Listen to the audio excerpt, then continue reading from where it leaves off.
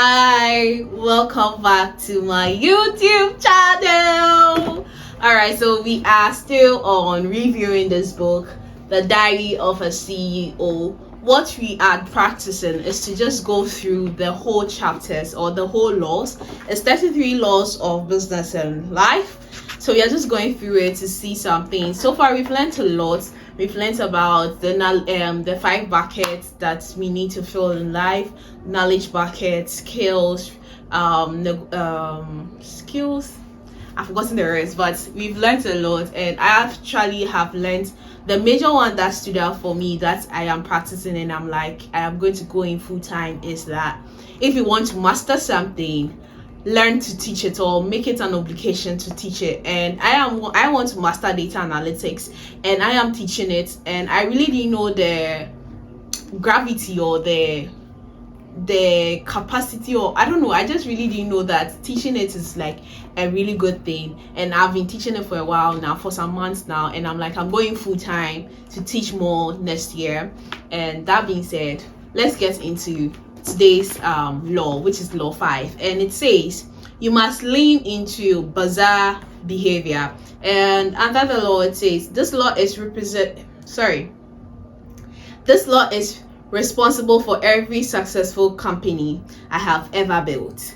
It teaches you how to stay at the forefront of the rapidly changing world we live in, how to capitalize on change, and how to avoid ever being left behind by any of the incoming technology revolution. So it's more of like, I think we have to find the meaning of bazaar. So let's do that.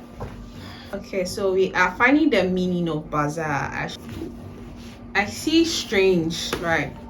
Okay, so the meaning of bazaar, I'm using my laptop to search it. The meaning of bazaar is an adjective, so it means very strange or unusual. So meaning that you must lean into an unusual behavior. Like, you shouldn't be normal, literally. Yeah, for you to go far, you actually have to act abnormal sometimes. Yeah, so that's what this law says. Law 5 says you must lean into bazaar behavior. That's like, you must lean into an unusual behavior, and if you do that, you get to stay at the forefront of a rapidly changing world. Yeah, and the world is really changing. So we read the next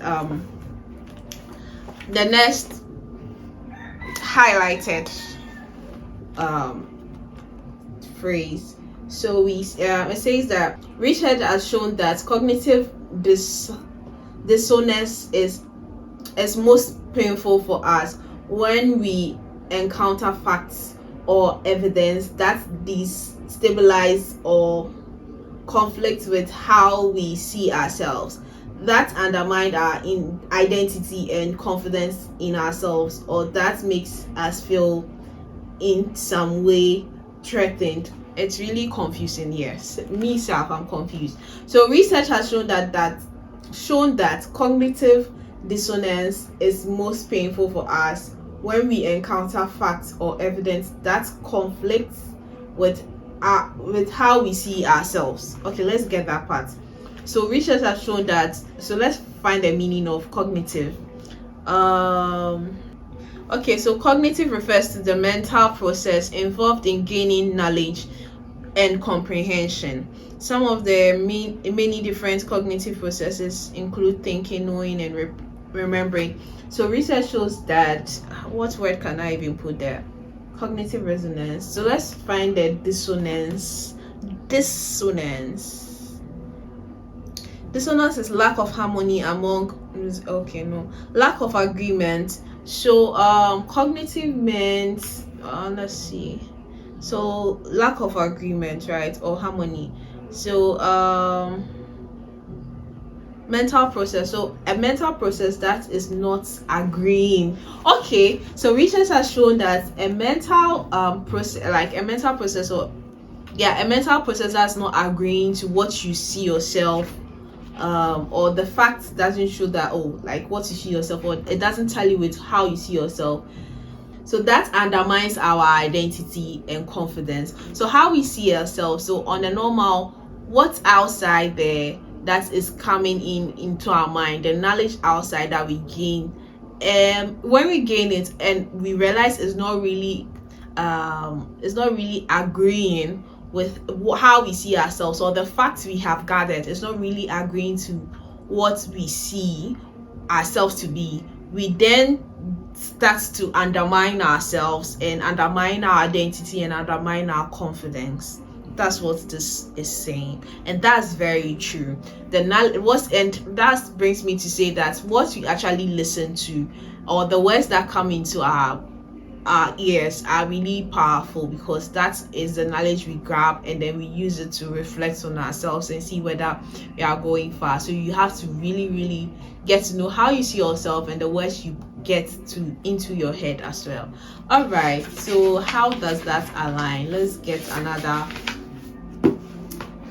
highlighted part of things. Okay, so change is only going to get faster, so expect your feelings of cognitive dissonance, the feeling that something doesn't make sense and conflicts with what you already know, to increase. The word "that's how I am" really doesn't work here, right? That's how you are, but I am going to learn how to grow out of that. That's what I really go in for. So if you are closer to me and keep saying "that's how I am" and you are not really ready to learn and grow out of that, that's a problem, right? This law is all I can say. I can summarize this law and state that what it's saying is that the world is evolving, always evolving, always changing every day, and it's new thing coming in because of technology playing a very big part of things. Now you have to really live in an unusual lifestyle, or you have to have an unusual lifestyle whereby immediately things are changing, you are changing with the things. And that being said, when the knowledge comes for you that, oh, you have to change, most of the time you actually have seen yourself in this part of things, or this is how I am, and I'm an introvert, right? Especially this, let me give this example. I am an introvert, so I like to be by my laptop, just work as a third nerd. But now we are seeing that you being a third nerd is not enough. Tech nerd, I mean, is not enough. You have to go in by actually what's the name? Learning how to speak publicly, learning how to communicate and all that, and you aren't that part of things. So you should live an unusual life whereby you know that you are an introvert anyways, but the world is evolving and you have to learn the communication skills, and you go in and learn it. Basically, that's what this law is talking about. We don't have to talk about it that much. Basically, that's this law is talking about, and I really like it, because I think there's a new name for it, I don't know it, but I am in between. I can be an introvert, I can be an extrovert, I can be the party girl, I don't know how I do it, but I just have the energy for that and I burn out afterwards, and that's it.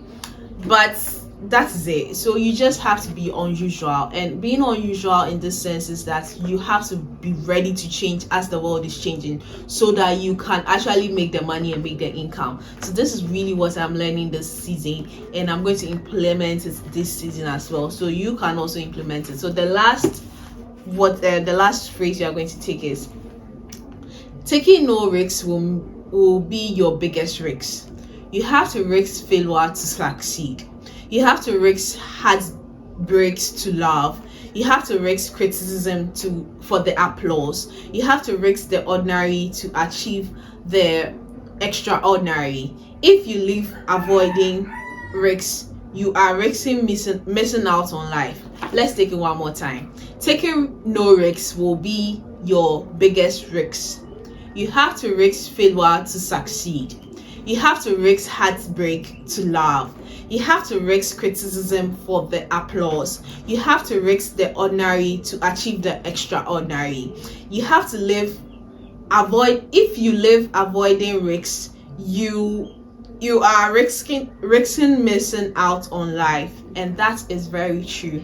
And that's the end of law 5. We get into law 6 in the next video, and law 6 is ask, don't tell. The question, behavior, effects. Okay, so ask, don't tell. The question, then behavior effect. That's law 6. Ask, don't tell. The question, then behavior effect. All right, thank you for watching. Please subscribe to this channel, like this video, and leave a comment if you agree with these laws or you have any opinion about these laws. I am learning a lot and I hope you are learning too. Thank you, and it's bye for now.